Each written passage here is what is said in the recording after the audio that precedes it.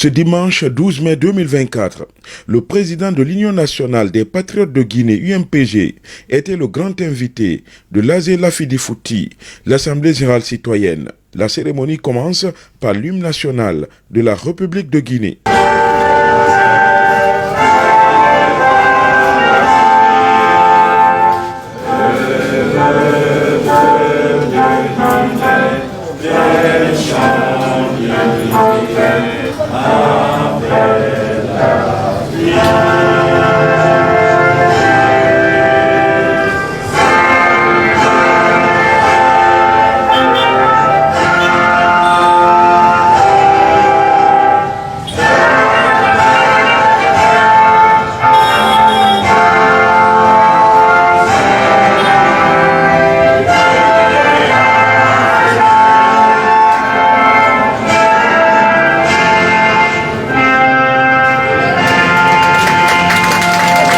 Après avoir dégusté le plat de Lafidi, le président de l'IMPG fait face à un feu roulant de questions posées par des jeunes fortement mobilisés.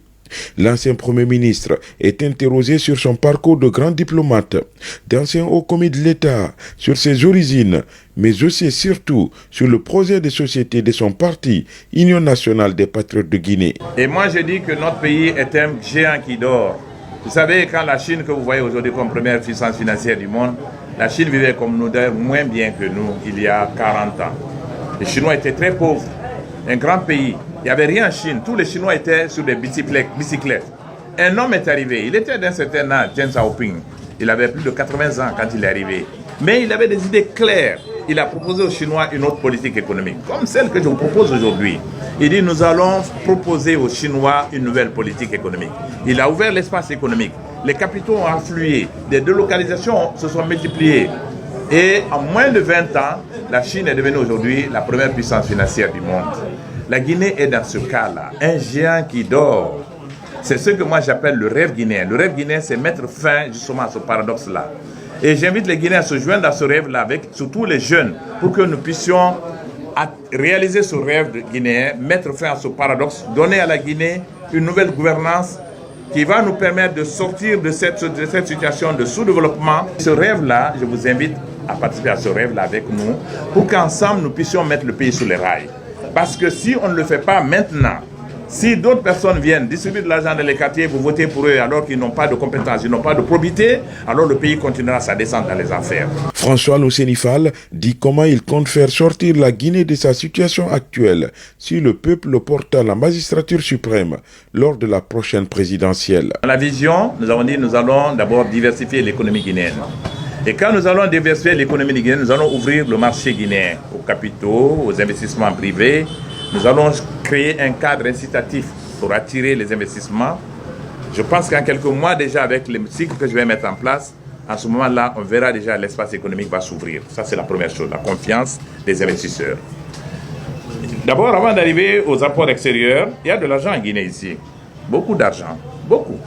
Les recettes sont là, il y a beaucoup de ressources en Guinée. Mais les ressources sont mal utilisées, soit dilapidées ou autrement. C'est ça la réalité. Nous allons d'abord sécuriser les ressources, les recettes de ce pays-là. Nous allons digitaliser l'économie guinéenne.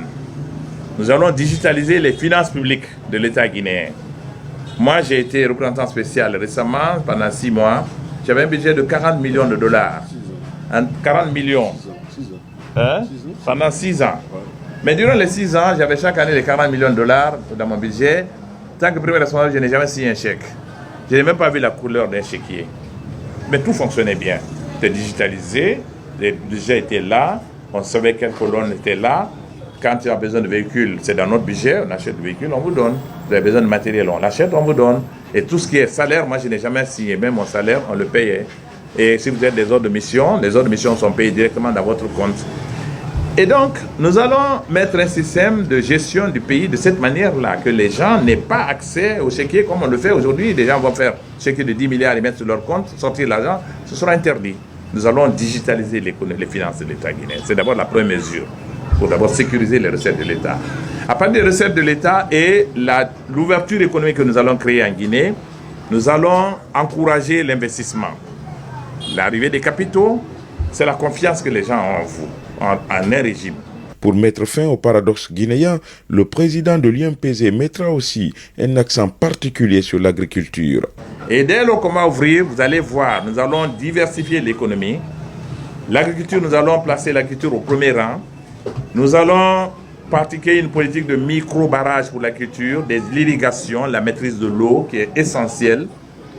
Nous allons mettre en place le crédit agricole qui n'existe pas en Guinée, une banque de développement agricole. Et vous voyez actuellement le Maroc, c'est un bon exemple. Le Maroc actuellement, si vous voyez dans les deux Conakry, les oranges et les clémentines viennent du Maroc et d'autres, même les carottes et autres.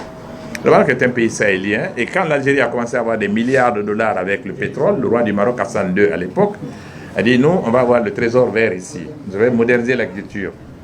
Et ce qu'il a fait, il a créé dans tout le territoire, là où il y avait des petits cours d'eau qu'ils appellent au Maroc les ouettes, il a fait des petits barrages partout, des micro-barrages partout.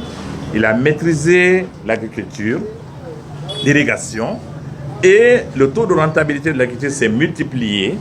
Et au bout de quelques années, le Maroc est devenu un pays agricole important. Les recettes de l'agriculture sont des recettes réelles qui touchent la population. Comme vous voyez, la Côte d'Ivoire s'est développée, c'est pas avec la bauxite ou le minerai de fer, c'est avec l'agriculture. Et notre première richesse, c'est ça. N'oubliez pas que la Guinée était un pays exportateur à l'indépendance.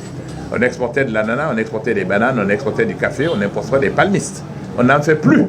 Nous allons relancer cette agriculture, la diversifier, irriguer avec un financement que les gens vont avoir et l'agriculture va prendre corps, ça va créer la richesse interne.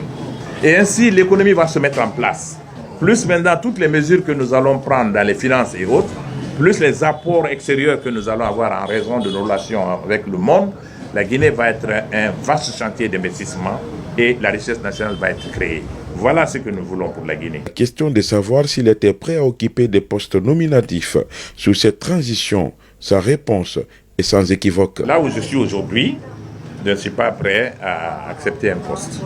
Je ne suis pas à la recherche d'un poste. J'ai un idéal que nous avons déjà, nous incarnons. J'ai engagé un mouvement avec un certain nombre de personnes et nous avons créé un parti politique. J'entends mener ce combat avec eux jusqu'à la fin.